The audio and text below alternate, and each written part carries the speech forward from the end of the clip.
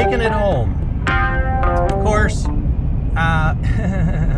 the roads could be better. You know, if I could have taken it home Friday, at least it was cold and the roads were dry and the car would basically be clean, but she's getting dirty. I don't have far to go. Just try and stay in the center so that I don't catch the slush on the side. But the forecast is not looking good for the coming week. It's supposed to start raining later today. Maybe if I waited a few days, it might be less crap on the roads. But anyways, we'll get it home. It'll be dirty and then we'll wash it off. So at least the underside of the car isn't getting dirty. Well, guys, we got her home. I need an enclosed trailer. I really do. Well, hopefully I don't have to trailer my cars unless it's, wintertime and we want to go to Arizona or Las Vegas. So we made her home. She did get some road schmarm on it. So what? Oh my gosh, she really did. Well, it's mostly the front end, a little bit on the sides. The nice thing is the underside wouldn't have gotten it. Let's just check my straps. Ooh, that's dangerously close. Check the front end. Still not hitting, so that's good. If I knew anybody that had a enclosed trailer, I would have asked to rent it or borrow it, but I really don't. So this is Dad's trailer, of course, and it works good because it's got that little ramp, so it's great for loading low cars. But yeah, you can see it basically the front end got the bulk of it. So I'm gonna dig out our hose because it's not dry yet. So I think I can get away with, not giving it a full soap and water wash. And it's water softenered water from inside. So I'm gonna get that, rinse it off, and then I can just give it a wipe down. Might hit it with a foam cannon, but we'll see. But yeah, so a couple things that I learned at the dealer. I'm probably gonna have to adjust my top because what happened is when you do the transmission, they put your this rear hatch for your soft top up, and then they remove it so they can work on the engine, and then they put it back on.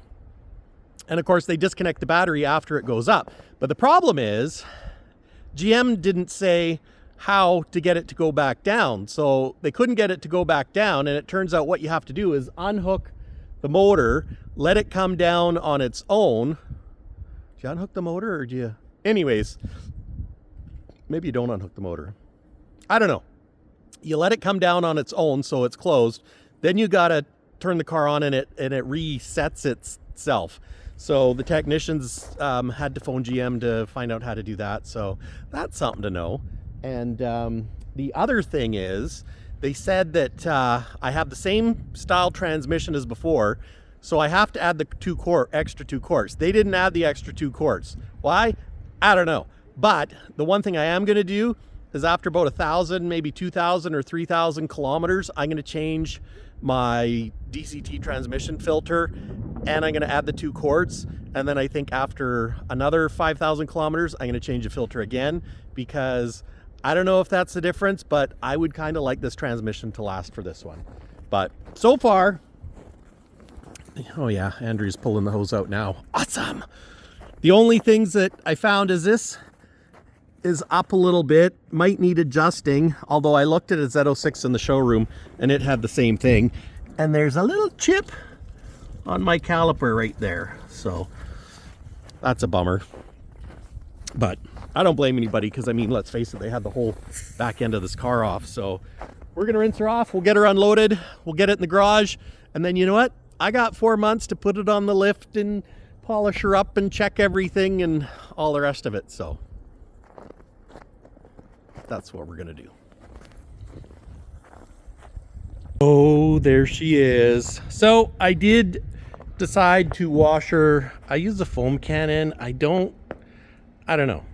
This is what I've got this, and all I succeeded in doing is using a whole bunch of soap. For soap, I like to use the Renegade Products Money Shot, but and of course my red cloth. And the beauty of having water in here is it's hot water. It's hot water that goes through the water softener. So I rinsed it off once with hard water after a drive like that, and it left spots that were from the minerals that I almost think it ate into the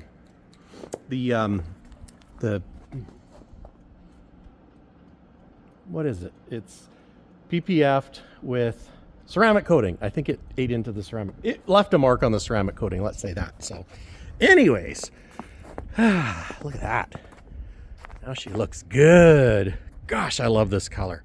Like, I can't begin to say how much I love this color. I like the tan interior, but not gonna lie, it shows dirt. But the good thing is, if they get it dirty or got it dirty, I'll be able to see and you know just what to clean. But you know what? Shout out to the guys at the dealership for letting me load the car in the shop so we didn't have to take it out. Hopefully if there's a next time, I'll have it in closed trailer. So anyways, guys, we're gonna put her away to bed and we're gonna wipe her down, get all the water spots off so we don't have any water spots. And yeah, stay tuned. What's gonna be next? I have no idea. Still wanna get a ZR1, but the reality of me getting a ZR1 is slim to none. Z06, maybe.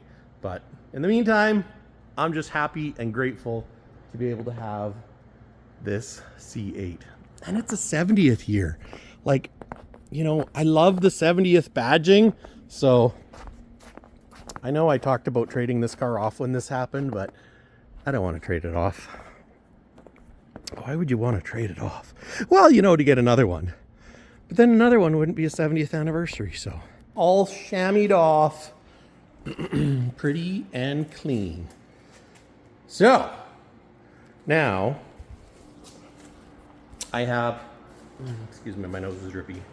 I've got 4 months to clean up the interior, although it's not really that dirty. I did find a couple little dirt spots. Nothing too major though. One looks a little more like a grease spot, so, but it's like it. Anyways, I don't think it's that big a deal. I need to clean the wheels because I didn't do a good job of that. The wheels are a bugger on this thing, but I love the look of them. Put the tender on it. Funny thing is, when I was putting it in the shop, check headlight or headlight malfunction came on, and I know there was an issue with the daytime running lights on this, so maybe a software update mucked it up. I don't know. I fully expect my top to not work properly, so I'm gonna have to get it on top of the lift or beside the lift to try that out, and if I have to adjust it.